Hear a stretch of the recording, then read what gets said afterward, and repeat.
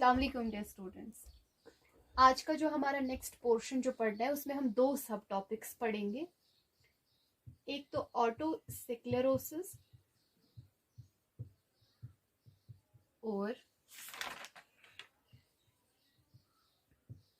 लैबिरिंथाइट्स।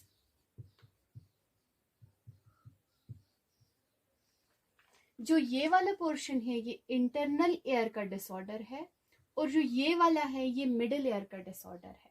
तो first of all we will study about labyrinthitis. तो हम क्या आइट्स मीन्स इन्फ्लेमेशन।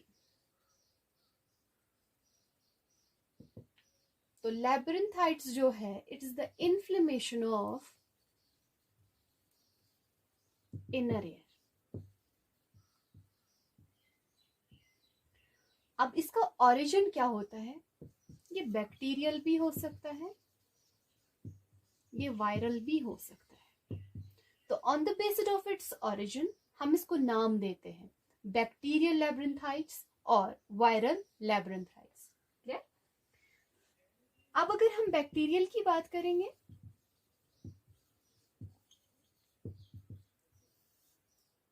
ये बैक्टीरियल लैबिरिंथाइट्स जो है ये यूजुअली ऑकर या यूजुअली ये हो जाता है तब जब अंडरलाइंग कॉज ओटाइट्स मीडिया हो। क्लियर? या हम कह सकते हैं ये यूजुअली ऑकर होता है as a complication of otitis media. Otitis media मैंने आपको पढ़ाया है, ठीक है। तो यहां पे क्या होगा, जो इन्फेक्शन ड्यू टू ओटाइट्स मीडिया है यहाँ पे वो इन्फेक्शन एंटर हो जाता है इनर एयर में। कैसे? by penetrating the membranes of oval or round windows. This is bacterial labyrinthitis. अब अगर हम वायरल की बात करें, वायरल के बारे में अभी ज्यादा नॉलेज एक्वायर नहीं की गई है और जो यही वायरल लैबिरिंथाइट्स है इसे कहा गया है ये कॉमन मेडिकल डायग्नोसिस है। क्लियर? और यही वायरल लैबिरिंथाइट्स जो है ये अफेक्ट करता है हेयरिंग भी प्लस बैलेंस भी। और जो कॉमनली वायरल कॉजेज हैं उनमें आ जाते हैं mumps,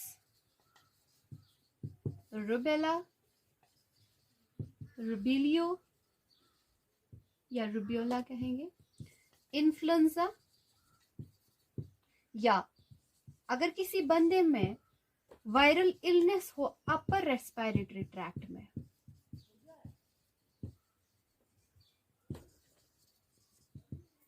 clear? Now moving towards it's science and symptoms या क्लिनिकल मैनिफेस्टेशंस बोलो।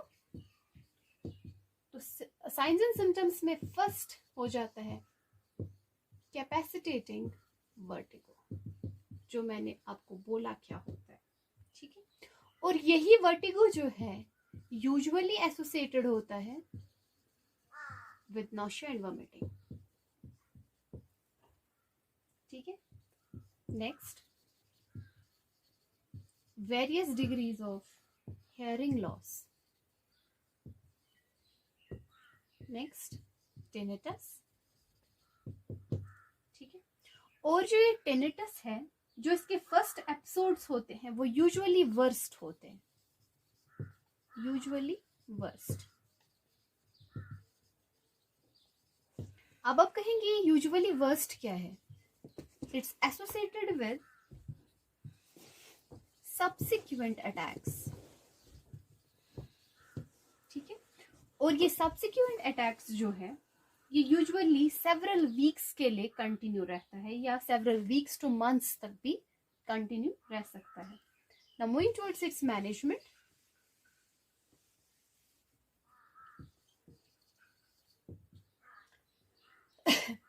जो ट्रीटमेंट ऑफ लैबिरिंथाइट्स है it includes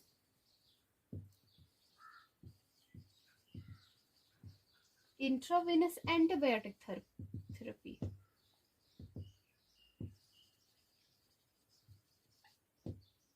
fluid replacement,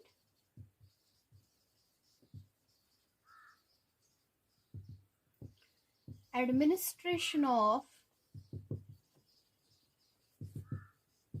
vestibular suppressants,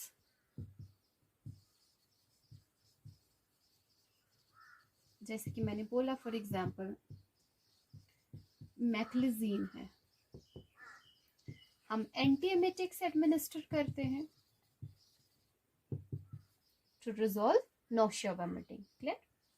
next, जो आप ट्रीटमेंट फॉर वायरल इन्फेक्शंस होगा या वायरल लैब्रिन्थाइटिस होगा यहाँ पे, वो हम पेशेंट के साइंस एंड सिम्टम्स से मैनेज करते हैं। हम देखते हैं कि पेशेंट के साइंस एंड सिम्टम्स क्या है due to the viral labyrinthitis, okay, due to the origination या due to the viral origin, तो हम उस निस्बत से उस पेशेंट का मैनेजमेंट देखते हैं हम क्या देना है। नाउ मूविंग टुवर्ड्स ऑटोस्क्लेरोसिस, मैंने कहा ऑटोस्क्लेरोसिस जो है this is the middle ear disorder.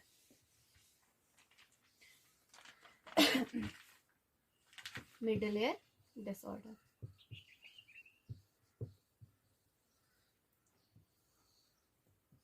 ये इन्वॉल्व करता है स्टेप्स को, ठीक है। और यहां पे असल में क्या हो जाता है, एक नई स्पंजी या एबनॉर्मल स्पंजी बोन बन जाती है। कहां पे बन जाती है ये? especially around the oval window, ठीक है। और इस वजह से क्या हो जाता है, फिक्सेशन हो जाती है स्टेप्स की, results in fixation of steps. Clear? I will repeat it. जो ऑस्टोस्क्लेरोसिस है ये डिसऑर्डर है मिडल ईयर का, और इसमें कौन सा हिस्सा इन्वॉल्व हो जाता है, वो है स्टेप्स, ठीक है। असल में होता क्या है, यहाँ पे एबनॉर्मल स्पंजी बोन बन जाती है, न्यू स्पंजी बोन बन जाती है, डिवाइड की जो नॉर्मली बनना है वो नहीं बन रहा है, एबनॉर्मल स्पंजी बोन बन रही है यहाँ पे। कहाँ पे? Especially around the Oval window. और उस वजह से क्या हो जाता है, फिक्सेशन ऑफ स्टेप्स हो जाता है, जो स्टेप्स है वो फिक्स्ड हो जाते हैं। क्लियर? तो अब क्या होगा, जो एफिशिएंट ट्रांसमिशन ऑफ साउंड है वो प्रिवेंट हो जाएगा, क्योंकि जो ये स्टेप्स है ये वाइब्रेट नहीं हो पा रहे हैं, ठीक है, और साउंड कैरी नहीं होगा, ठीक, क्योंकि conduction by malleus and incus जो है वो तो बेसिकली उन्हीं का फंक्शन होता है to conduct the sound. Clear? अब देखिए क्या होगा, जब यहाँ पे फिक्सेशन ऑफ स्टेप्स हो गया तो efficient transmission of sound is prevented, isn't it? क्यों? Because the steps cannot vibrate and carry the sound as conducted from malleus and incus to inner ear. Clear? और बेसिकली ज्यादातर ये औरतों में हो जाता है, पाया गया कि औरतों में इनका स्कोर जो है ऑस्टोस्क्लेरोसिस का ज्यादा होता है, ठीक है। प्लस एक तो वुमन में ज्यादा, प्लस हेरिडिटरी पैटर्न्स है। अगर पैटर्नल या मैटरनल साइड से किसी को ऑस्टियोस्क्लेरोसिस है तो ऑफस्प्रिंग्स में भी होने के चांसेस होते हैं। क्लियर? अब साइंस एंड सिम्टम्स की बात करें, इनमें हियरिंग लॉस, नेक्स्ट टिनिटस, और ये हेयरिंग लॉस और टिनिटस जो है ये इधर एक कान में होगा या both years. Now coming towards its medical management.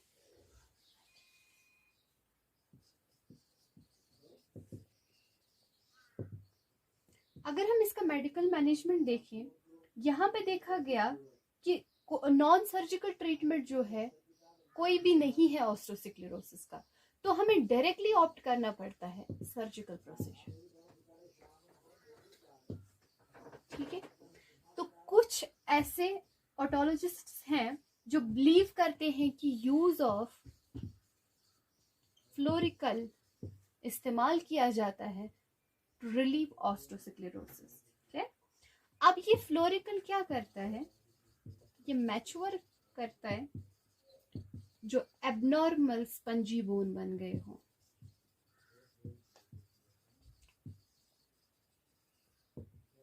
ठीक है, तो मेडिकल मैनेजमेंट इसका वेल नोन नहीं है, तो हमें सर्जिकल प्रोसीजर्स ऑप्ट करने पड़ते हैं। और कुछ ऑटोलॉजिस्ट जो हैं सर्जिकल प्रोसीजर ऑप्ट करने से पहले उनका ये बिलीव है कि फ्लोरिकल भी रिलीव कर सकता है ऑस्टियोस्क्लेरोसिस। कैसे? जो एबनॉर्मल स्पंजी बोन बन रहे हैं उनकी ग्रोथ को मैच्योर करता है फ्लोरिकल। This was all about both the topics. We'll meet in the next lecture, so stay tuned and thank you.